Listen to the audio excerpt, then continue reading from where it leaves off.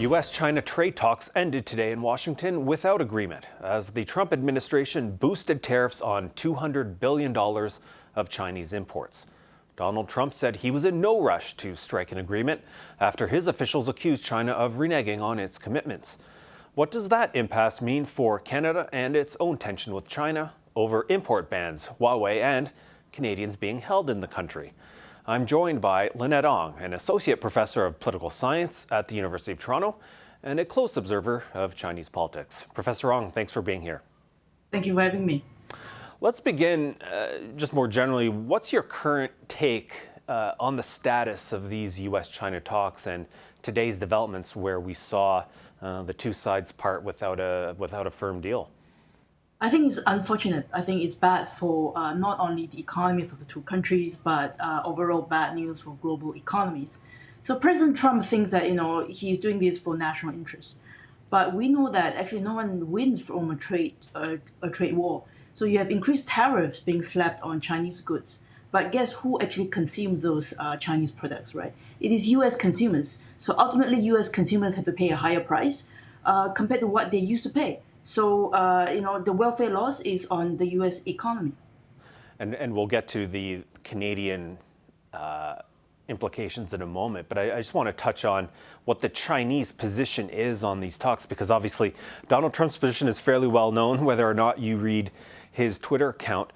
What should we know about how the Chinese government is approaching these talks and what that can tell us about how China is handling its issues with Canada?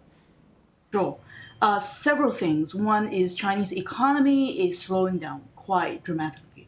So we would imagine that President Xi actually wants this trade war to end because they really need to boost exports, and we know that economic growth is a major source of political legitimacy in Beijing. But secondly, we also know that President Xi is a strong leader, and he doesn't want to look weak and doesn't want to be seen as caving in to the United States. If they're seen as being weak, then the U.S. would actually pressure them on other fronts as well, including on technologies such as Huawei. And thirdly, given the increasingly politically controlled environment in Beijing, the abolition of his term limit, I think we can imagine a situation where some of his closest advisors may have trouble getting close to President Xi. So some people have actually argued that we are getting into this situation because Beijing has grossly miscalculated Trump's position. People who actually know what Trump is thinking cannot actually get to see. So what does that bode then for Canada? Because we know, Canada and China are dealing with tensions related to Huawei, to canola, and of course the detention of Michael Spavor and Michael Kovrig that continues in China. If the U.S. and China are going to continue down the road of negotiating but not coming to an agreement, what does that mean for resolving some of these issues between Canada and China?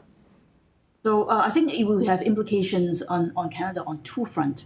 One is on the trade and bilateral relationship. If the relationship between U.S. and China still remains tense, I don't think that is going to bode well for us because we have a close ally of the United States. We have been received quite negatively by Beijing, and this is just going to make things worse. And secondly, on Huawei as well as the fate of Spavor and Kovrig in Beijing, I think Trudeau's government's current strategy, as I read it, is really to put pressure on the United States, right?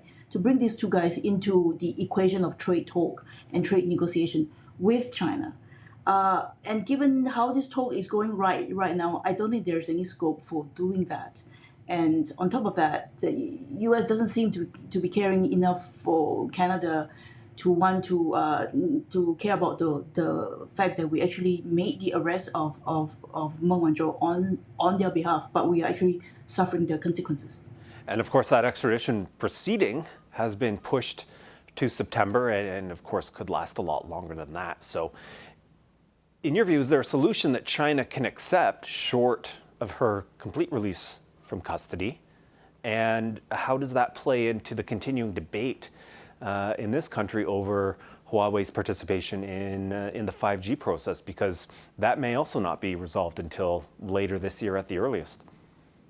Right. So I think from China's perspective, the arrest of Meng Wanzhou is very symbolic, right? I'm not entirely sure whether Beijing's leadership actually care about her per se, but the arrest of a major CFO of a major Chinese companies has a symbolic significance, right? So what I've heard is that the Chinese people think, if the U.S. could do that with its long arm jurisdiction, it could happen to any major Chinese CEO who is traveling around the world.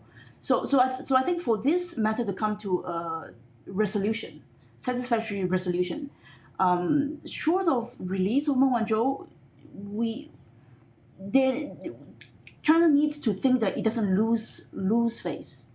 But then we also have very strong domestic constituencies in Canada right now who rightly think the China has been very unfair to our people.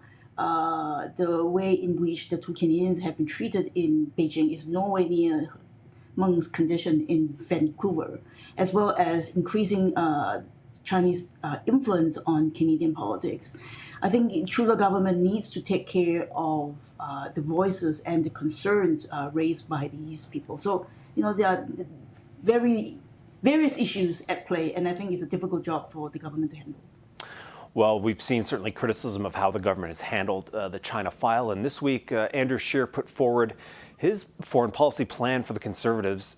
He accused the Trudeau government of mishandling China. He promised what he called a total reset, an eyes wide open approach, a harder line, and no further progress on trade talks towards free trade until some of these irritants are handled. What's your take on that kind of approach towards China from a Canadian government? Right. I mean, eyes wide approach. We can interpret it various ways, but I think what he might be suggesting is to end the sort of engagement, take a more hardline position on China. And my own view is I'm not sure whether that would actually work. I mean, sure, I think Trudeau's government has made mistakes, a lot of mistakes in the China file. But I think overall, it's also learning from its mistakes. The firing of John McCallum, and early on how he has handled the Huawei issue, it really wasn't satisfactory. But I think in the last couple of months, it has actually learned from its mistakes. Sometimes minimum action is actually the best thing to do. We are in a rather weak position. By doing more, we might even get snapped on our face. So not doing more sometimes could be the best things. And the reality is that China is a growing power. It is going to be a major power.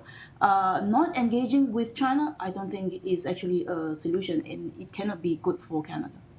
All right, Lynette Ong, thank you so much for your thoughts. A lot to think about, and we'll talk again soon. Thank you.